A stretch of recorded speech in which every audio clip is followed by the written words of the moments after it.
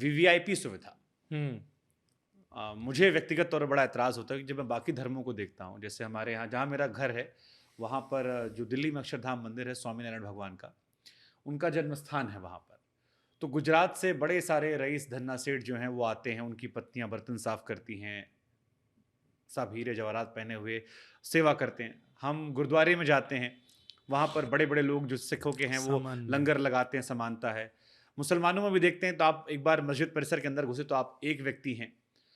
हमारे यहाँ पर बड़ा वीवीआईपी सिस्टम है। आप बांके बिहारी भी जाइए, आप इन्फ्लुएंशियल आदमी हैं, सब आप जगह साइड है। से सट से घुस के दर्शन करके आपको पंडित जी भी बुलाएँगे, "आगे आइए भैया, आपको अलग चार प्रसाद, 2 लड्डू।"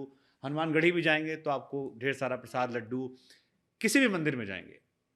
कई बार अच्छा भी लगता है, उसका फ़ायदा हमें भी मिला। जैसे मैं उज्जैन गया, तो गर्भगृह से दर्शन मुझे हो गए महाकाल के, जल चढ़ाने का भी अवसर मुझे मिल गया, बड़ा अच्छा लगा। लेकिन जब एक भक्त के नज़रिए से मैंने सोचा, तो मुझे एहसास हुआ कि भगवान की नज़र में सब बराबर। कई ऐसे मंदिर हैं जहाँ 10-10 हज़ार रुपए लिए आते हैं। तो ये वीवीआईपी सुविधा सिर्फ़ हमारे धर्म में जो है, ये हम्म। कितनी सही है और कितनी गलत, और इससे क्या भगवान का पुण्य मिलता होगा? देखिए, भगवान श्री कृष्ण महाभारत में जब पांडवों के यहाँ यज्ञ हुआ ना, तो यज्ञ में सबने सेवा बांट ली। किसी ने भोजन की, किसी ने संतों के आगमन की, किसी ने दक्षिणा वितरण की, किसी ने सबको बैठाने की, सबका ध्यान रखने की। सब लोग बांटते गए सेवा। जब भगवान की बारी आई, बोले श्री कृष्ण आप क्या करेंगे? तो पांडवों ने कहा नहीं, इनकी तो वो लगेगा, आसन लगेगा, ये तो उस पर बैठेंगे द्वारिकाधीश भैया, सबको दर्शन देते हुए। भगवान बोले नहीं नहीं, हम भी सेवा करेंगे। क्या सेवा रहेगी? बोले जितने साधु महात्मा संत आएंगे सबकी पादुका रखने की सेवा हमारी। तो श्री कृष्ण बाहर द्वार पर रहे, जितने संत आते थे सबकी पादुकाएं संभाल करके उनको एक जगह स्टॉक कर। ये हमारे ठाकुर जी का स्वभाव है, और हम बिल्कुल विपरीत हो गए। हम लोगों को ये रहता है कि हम जरा से श्रेष्ठ क्या हो गए कि हमको मान मिले, हमको सम्मान मिले। अभी मैं अयोध्या ही गया, तो कई लोगों ने मुझसे ये पूछ लिया, जबकि दर्शन की विधा ऐसी थी कि मैं पूर्व निमंत्रित था वहाँ के कार्यक्रम में, लेकिन मैं नहीं जा पाया। तो मैंने केवल एक बार उनको संदेश दिया कि मैं 28 को आऊँगा।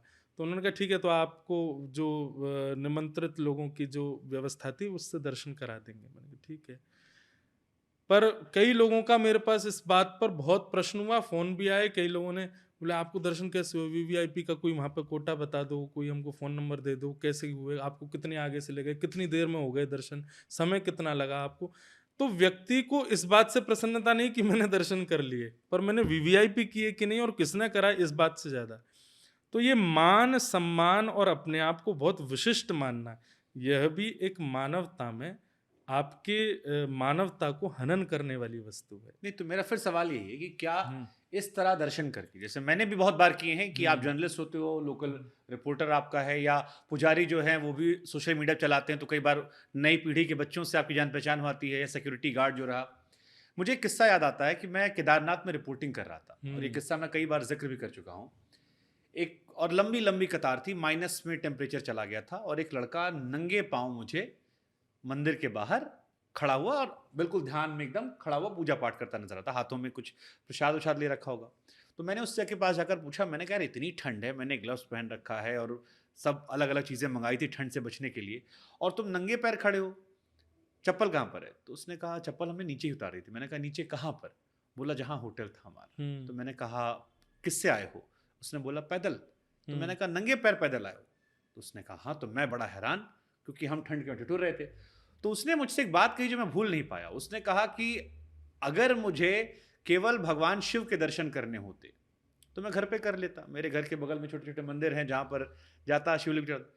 मुझे केदारनाथ के दर्शन करने थे, हम्म। भगवान यहाँ तपस्या करने आए थे, और तपस्या के स्थान पर दर्शन, तो एक तपस्या के थ्रू में जाऊंगा। वाह।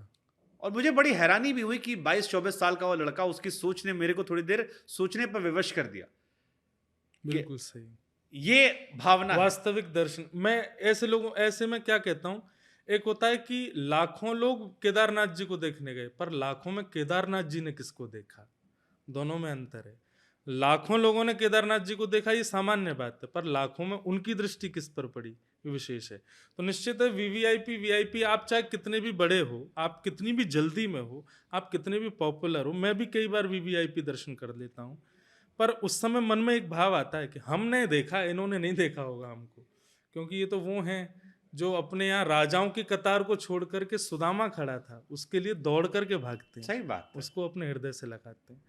तो ठाकुर जी को देखना है तो आप वीवीआईपी जाओ, चाहते हो ठाकुर जी देखें तो सामान्य बन के जाओ। मुझे लगता है बहुत बड़ी बात, और ये हमारे तमाम दर्शक जो देख रहे होंगे उन्हें भी इतना ही करना होगा कि आप प्रभु को देखने जा रहे हैं या आप चाहते हैं कि प्रभु आपको देखें, और प्रभु आपको देखें तो उसलिए आपको उस तरह से जाना पड़ेगा। जी। लेकिन श्री कृष्ण जी को लेकर एक सवाल हमेशा मन में आता है, कितनी शादी कृष्ण जी की हुई थी?